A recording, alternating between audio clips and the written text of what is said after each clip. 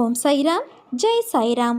என் அன்பின் சாய்க்குடும்ப உறவுகளே, ஆகாயமே இடிந்து என் தலைமேல் விழும்படியாக ஏதாவது பெரிய தீமை வந்தாலும் அப்போதும் என்னை ஷீரடி நாயகனான சாய்பாபா அவர் திருவருள் இருக்கும் வரை அவர் என்னை காப்பாற்றுவார் என்று நீ நம்பிக்கை வைக்க வேண்டும். ஒன்றை நினைவில் வைத்துக்கொள் குழந்தையே, நீ முடியாது என்று சொல்வதையெல்லாம் யாரோ ஒருவன் எங்கோ செய்து கொண்டு இருக்கிறான். இந்த உலகமே உன்னை திரும்பி பார்க்க வேண்டுமென்றால் நீ யாரையும் திரும்பி பார்க்காதே. குழந்தையே, வெற்றியானது தள்ளி போகலாம், ஆனால் முயற்சி வீண் போகாது. நான் உன்னை யார் மூலமாவது சோதனையில் சிக்க வைத்து நோக செய்யும்போது, கஷ்டம் தரும்போதும் நாம் கோபப்பட்டு பதிலுக்கு சண்டை போடக்கூடாது. கஷ்டத்தை நான் தரும்போது நீ எல்லாம் ஒரு கடவுளா, என்னை கைவிட்டு விட்டாயே, உனக்கு கண்ணே இல்லையா, கல் நெஞ்சக்காரனா என்று கேட்கவும் கூடாது. என்னை விட்டு விலகவும் கூடாது. சோதனை, பிரச்சனை, கஷ்டம் இவையெல்லாம் நமது நன்மைக்காகவே தரப்படுவதால் மகிழ்ச்சியாக இல்லாவிட்டாலும் பொறுமையாகவாவது ஏற்றுக்கொள்ள வேண்டும். அந்த நேரத்தில் நீங்கள் திட்டும்போதும் மென்மையான மனம் படைத்த தாயினும் மேலான கடவுளின் மனம் நோகும். திட்டும்போது பாவத்தை பெருக்கிக் கொள்கிறீர்கள்.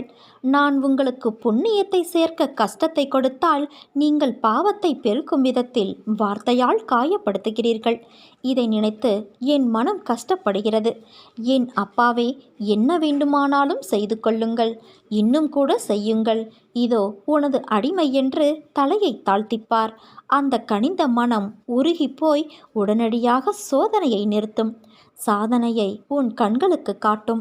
உன்னை நினைத்து நான் கவலைப்படுவதா அல்லது வருத்தப்படுவதா? நீ என்னை பார்க்கும்போது கண்ணில் ஆனந்தமும் மனதில் வேதனையும் தெரிகிறதே. என் பிள்ளை, நீ வேதனை கொள்ளலாமா குழந்தையே? உனக்கு உன் சாய்தேவா நான் இருக்கிறேன். உன் மனம் என்பது குழந்தையின் மனதைப் போல பளிச்சென்று உள்ளது. நீயோ அதை உணராமல் தேவையில்லாத விஷயங்களை நினைத்து புலம்பி வருத்தப்பட்டு கொண்டு இருக்கிறாய். இவ்வுலகில் தவறு செய்யாதவர்கள் என்று யாருமே இல்லை. சிலர் தெரிந்தும் சிலர் தெரியாததுமாய் செய்கிறார்கள்.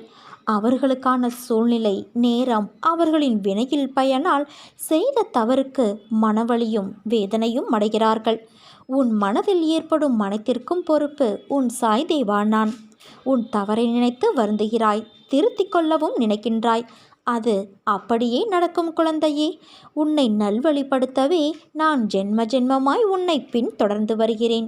அதை நிறைவேற்றியும் தருவேன். சில எண்ணங்கள் நிறைவேறவில்லை என்பதால் வாழ்க்கை முடிந்து விடாது. ஏதோ ஒரு காரணத்தால் இறைவன் உன்னை காப்பாற்றியிருக்கிறார் என்று மகிழ்ச்சி கொள் குழந்தையே. நீ நம்பிக்கையோடு இருந்தால் நல்லதே நடக்கும். சாயிருக்க பயமேன்.